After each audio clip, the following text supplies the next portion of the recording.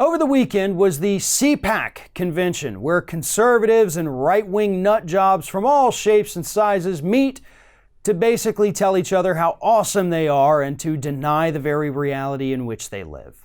But one thing that happened during CPAC was that Donald Trump came out there and gave a speech, as he does every year, and he once again talked about Lisa Page and Peter Strzok, the people he calls the FBI lovebirds.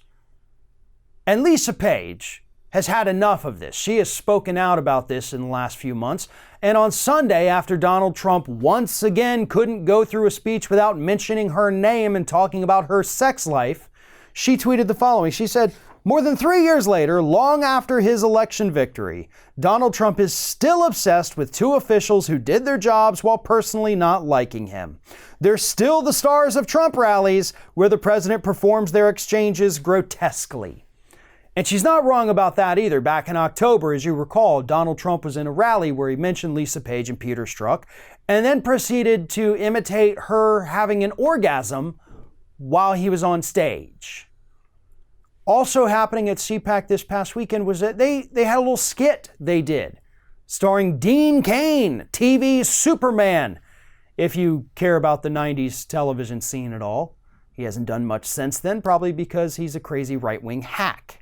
But nonetheless, Dean Cain came out there, performed a little skit with some other folks called FBI Lovebirds Undercover.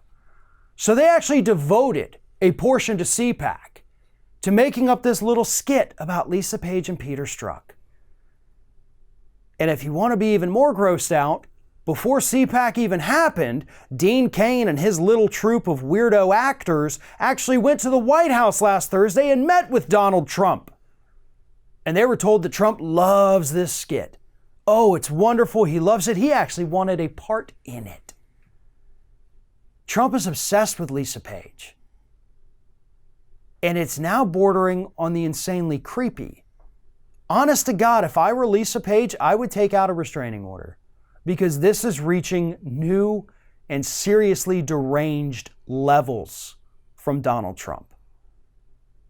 If you had just a random person doing this to you for 3 years, as she pointed out, wouldn't you file some kind of complaint against them? Wouldn't you file that restraining order? There's no reason that just because he's the president of the United States that Lisa Page couldn't do something like this. There needs to be lawsuits, there needs to be court filings, and this man needs to be held to account for what he is doing to this woman and her life. This isn't funny, this isn't a game. Donald Trump knows better than anybody else that sometimes people have affairs. He's had one with every wife he's ever had. And yet we don't go around mocking that, making fun of that. I know Stormy Daniels did. But she's not the president of the United States. She's not a major political player here. She's not a member of the FBI.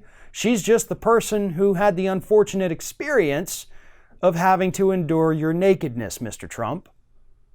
So if this is the route you want to go, then you need to be prepared for some serious legal action from Lisa Page. And she is an attorney. She knows her options.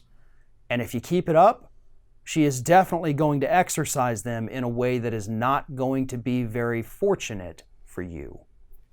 Thanks for watching, everyone. And well, here comes the awkward part at the end of the video, where I ask you to like, comment, and share, and subscribe for more content from Ring of Fire. Also, you should consider becoming a member for some exclusive content and perks, including early access videos and exclusive videos. Check out the link in the description.